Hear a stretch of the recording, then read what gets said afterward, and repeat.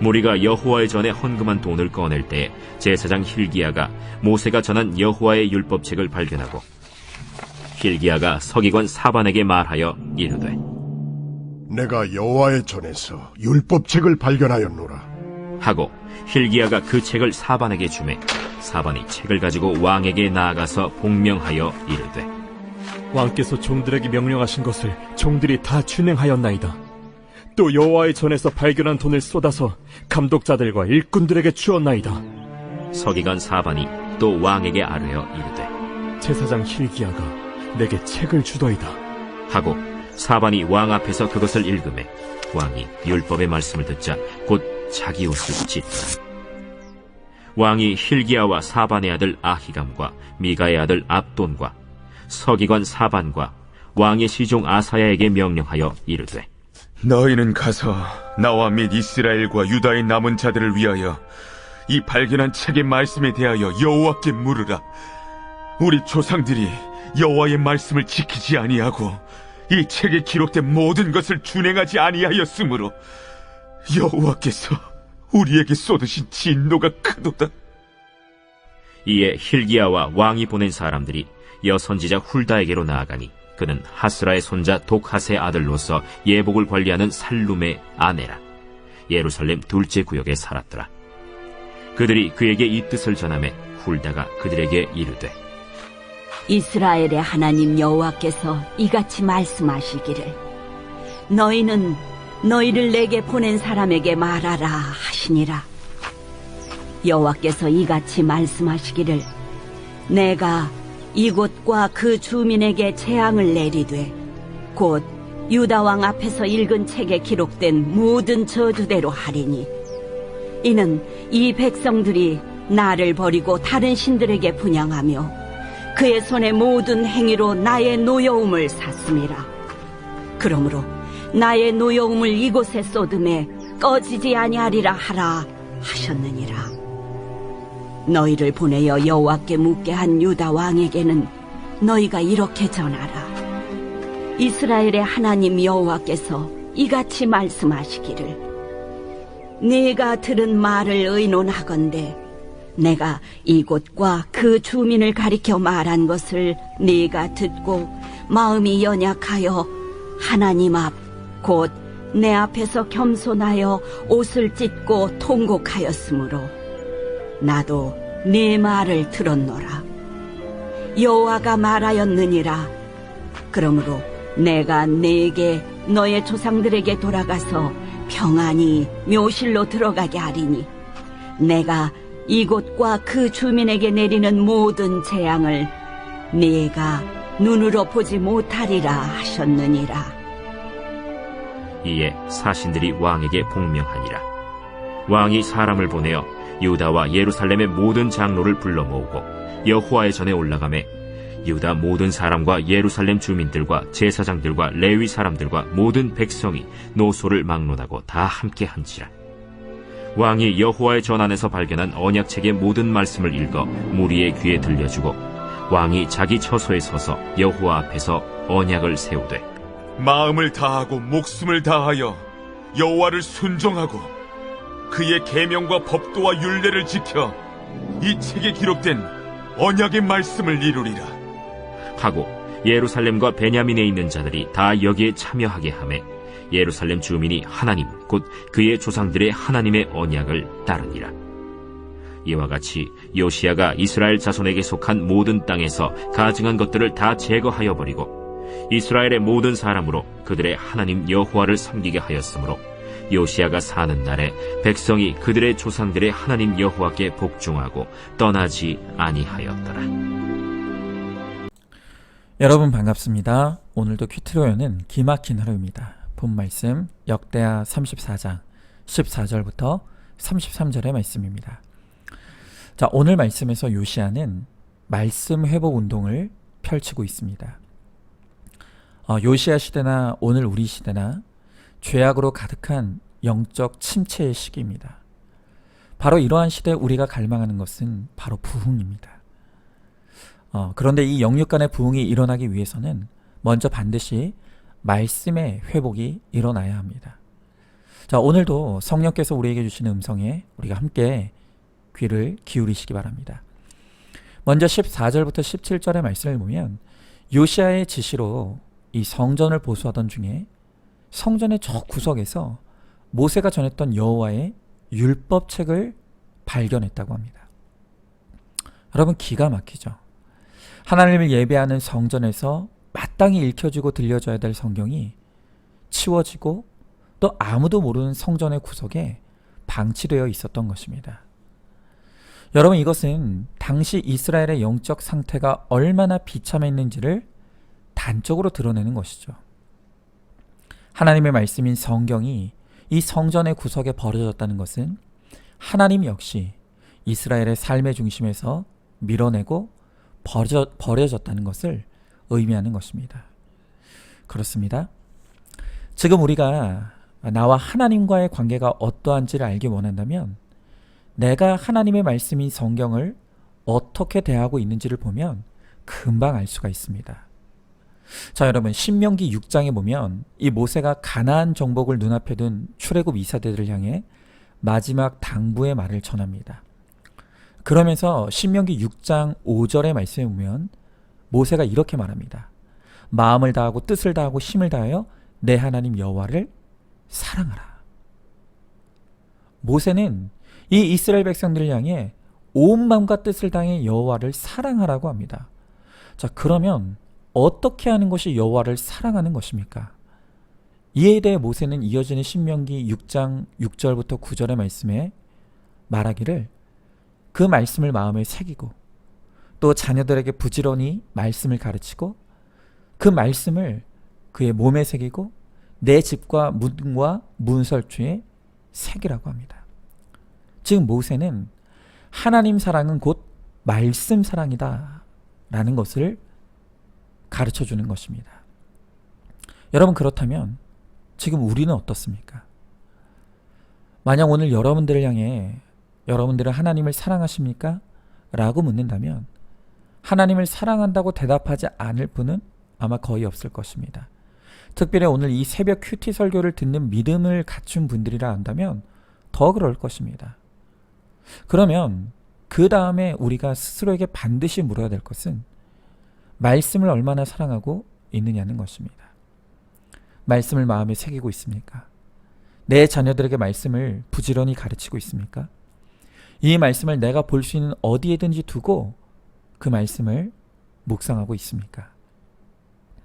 만약 그것이 아니라 오늘 이 요시아 시대의 이스라엘 백성들이 그랬던 것처럼 성경을 내 집의 구석에 방치해두고 먼지가 쌓인 채로 있고 그 말씀을 펴고 읽지 않는다면 나는 입으로만 하나님을 사랑한다고 말할 뿐 진정으로 하나님을 사랑하는 자는 아니라는 것입니다. 여러분, 미국의 한 유명한 기독교 신문사에서 믿는 자뿐만이 아니라 믿지 않는 자들까지도 포함한 이 미국 국민을 대상으로 성경에 대한 아주 흥미로운 설문조사를 하나 했습니다. 이 조사 결과에 따르면 미국민의 88%가 성경이 집에 있다 라고 대답했습니다. 여러분, 이건 믿는 자가 아니라 믿지 않는 자들까지도 포함된 대답입니다. 그러니까 미국 국민의 88%가 집에 성경이 있다는 것입니다. 역시 이 미국이 기독교 전통 위에 세워진 나라라 거의 모든 가정에 성경책 하나 정도는 있다는 것이죠.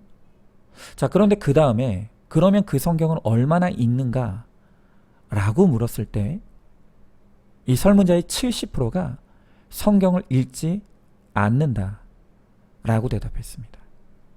그러니까 집에 성경은 다 있는데 그런데 그 성경을 펴서 읽지는 않는다는 것입니다. 자, 그러면 마지막으로 왜 성경을 읽지 않는가 라고 물었을 때 이 질문에 대한 제 예상 대답은 성경이 어려워서 라고 대답할 줄 아는데 대부분의 사람의 대답은요, 시간이 없기 때문에 성경을 읽지 않는다 라고 대답했다는 것입니다. 자, 여러분 어떻게 생각하십니까? 이 말에 동의하시나요?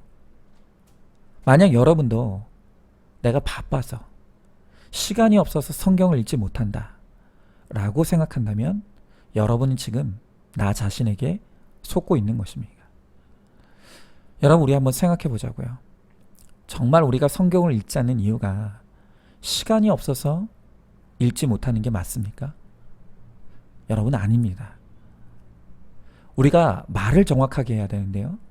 정확히 말하면 우리가 시간이 없기 때문이 아니라 하나님께 드릴 시간이 없기 때문인 것입니다.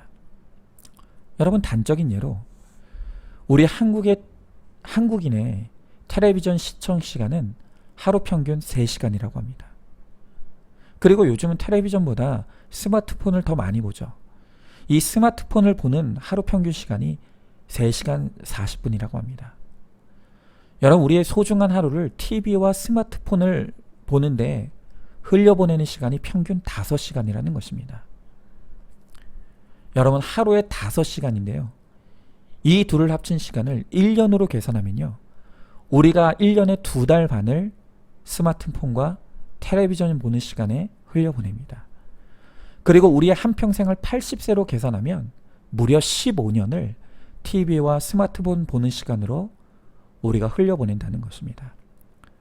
여러분, 우리가 아무리 바쁘다 해도 스마트폰 볼 시간은 있고 텔레비전 볼 시간은 있습니다. 그런데 우리가 바빠서 성경은 못 본다고 말한다는 것은 그 핑계에 불과한 것입니다. 여러분, 지금 우리가 말씀을 보지 않는 것은 시간이 없기 때문이 아닙니다. 하나님에 대한 마음이 없고 하나님에 대한 사랑이 없기 때문이라는 것을 이제는 우리가 솔직하게 인정해야 합니다. 여러분, 우리가 예수와 상관없이 바쁘고 분주하게 정신없이 사느라 성경 한 줄 읽지도 못하고 묵상하지 못한다면 바로 그것이야말로 우리의 시간을 낭비하는 것이고 하나님 보시기에 악한 것입니다. 그렇게 말씀이 우리의 삶에서 버려지고 방치된 채로 우리가 내 멋대로 내 시간을 낭비하며 살아가니 우리가 수고하여도 잡은 것이 없는 인생, 또 악과 음란으로 방탕한 인생을 살아갈 수밖에 없는 것입니다. 여러분, 그러니 우리의 삶에 무슨 하나님의 은혜를 기대할 수가 있겠습니까? 우리는 입으로는 하나님을 사랑한다고 말합니다. 하지만 사실은 하나님으로부터 멀리 떨어져 있는 우리의 영혼의 실상을 이제는 우리가 직면하고 회개해야 합니다.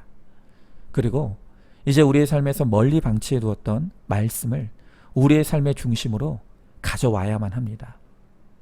여러분, 이 11조란 물질의 11조만 있는 게 아닙니다. 나의 시간의 11조도 우리가 하나님께 마땅히 드려야 될 반드시 필요한 11조입니다. 여러분, 그러나 만약 내가 당장 시간의 11조를 하기 어렵다라고 한다면 시간의 101조, 하루에 단 14분만이라도 매일 큐티하는 시간으로 하나님께 드리시기 바랍니다. 오늘부터 매일 14분을 정해진 시간에 할 수 있다면 하루의 첫 시간에 하나님께 드리는 결정과 적용을 이루어 보시기 바랍니다. 만약 우리가 그렇게 순종할 수만 있다라고 한다면 우리가 100분의 1의 시간을 하나님께 드리는 것만으로도 우리의 삶에 놀라운 변화와 은혜가 일어나게 될 것입니다. 자, 한번 질문해 보시죠. 나의 하루 24시간은 무슨 일을 하는데 쓰여지고 있습니까? 정말 내가 바쁘고 시간이 없어서 말씀을 보지 못한다고 생각하십니까? 아니면 하나님께 쓸 시간이 없는 것입니까? 오늘부터 TV와 인터넷을 줄이고 하루의 시간의 101조, 단 14분만이라도 큐티하는 시간으로 하나님께 드리시는 적용을 시작해 보시기 바랍니다. 되도록 아침 첫 시간을 큐티의 시간으로 정하시기 바랍니다. 자, 다음으로 오늘 18절부터 21절의 말씀에 드디어 이 모세의 율법책을 발견한 요시야가 그 말씀을 읽게 됩니다. 그때 오늘 19절의 말씀을 보니까 요시야가 율법의 말씀을 듣고 자기의 옷을 찢었다고 합니다. 자, 여러분, 이스라엘의 전통에서 옷을 찢었다라고 하는 것은 하나님 앞에 회개할 때 보이는 행동입니다.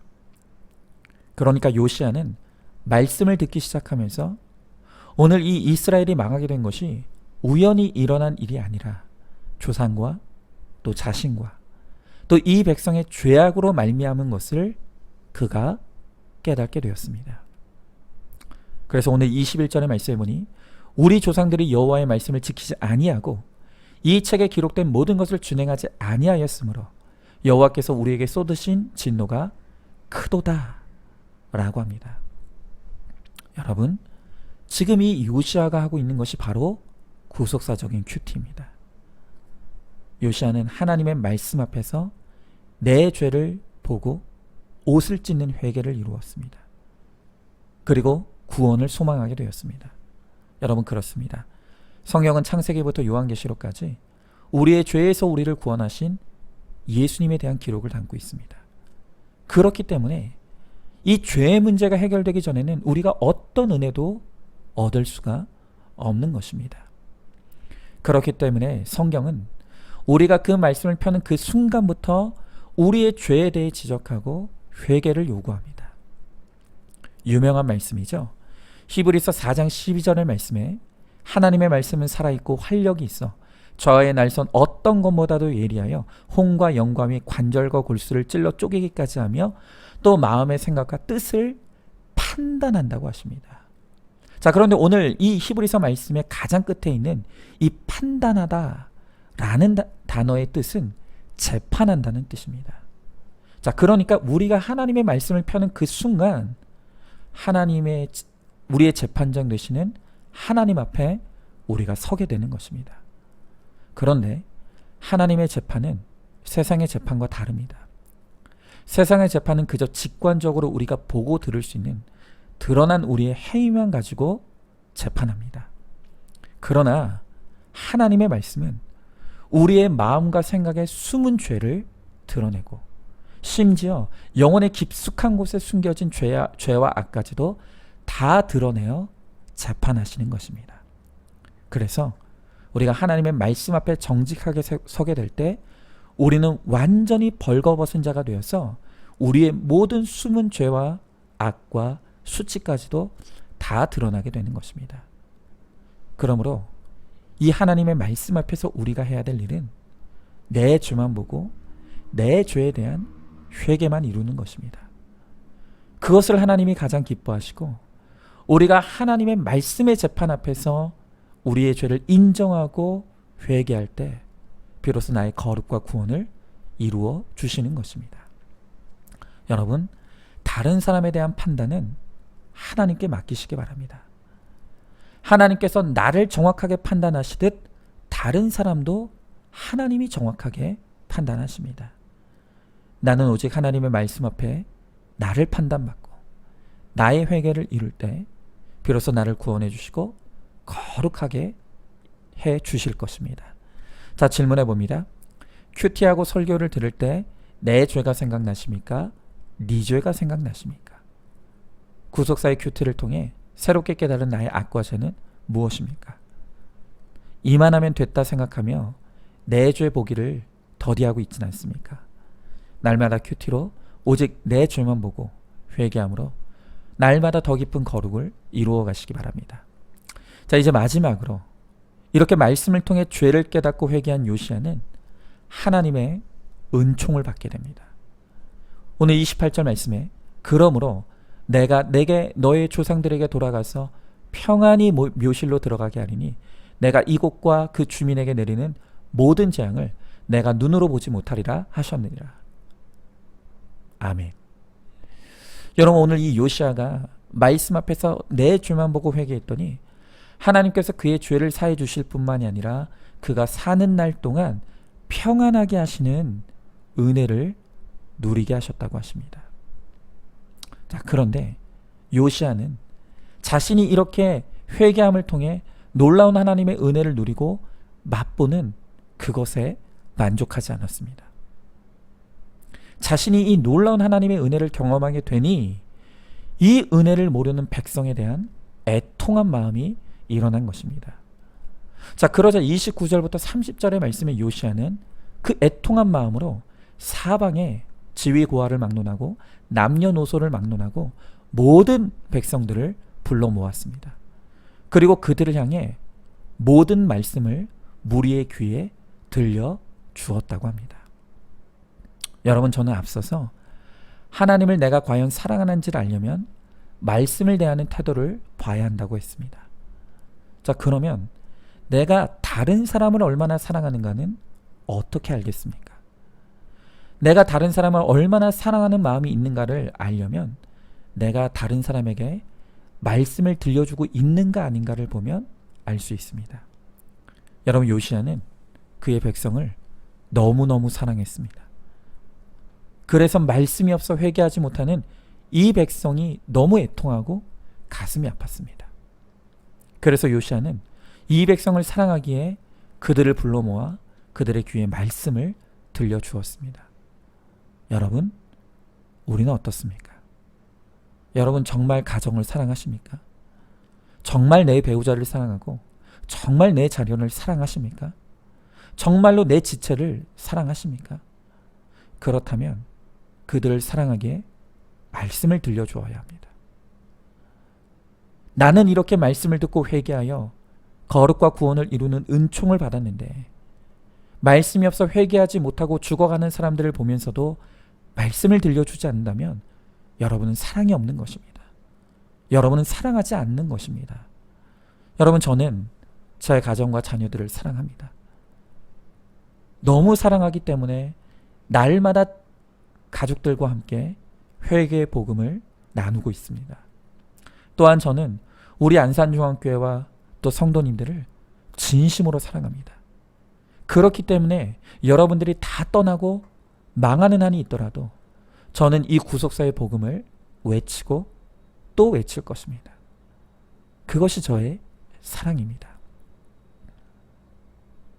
사랑하기에 애통한 마음으로 외치시기 바랍니다. 말씀이 없어 멸망과 죽음을 향해 가는 내 가족과 지체들에게 외쳐야 합니다. 그러면 하나님께서 나를 사용해 주시고 나의 외치는 소리를 통해 구원의 역사를 반드시 일으켜 주실 것입니다. 자, 한번 질문해 봅니다. 내가 가장 사랑하는 대상은 누구입니까? 사랑하기에 그에게 무엇을 주고 있습니까? 예수 없이 죽음과 멸망으로 가는 그들을 보면서 아무것도 외치지 않는다면 나는 아무도 사랑하지 않는다는 것을 깨달아야 합니다. 내가 조롱과 핍박을 당하고 또 망하는 한이 있더라도 사랑하기에 외치면 하나님께서 나를 지키시고 보호해 주실 것을 믿으시기 바랍니다. 자, 오늘도 6월 9일 보석상자입니다. 예수를 안 믿는데 이 땅에서 망하지 않고 사는 것은 저주입니다. 아멘. 오늘도 큐티로 기막힌 하루를 살아내는 하늘가족 공동체 우리 모든 성도님 되시기를 주님의 이름으로 축복합니다.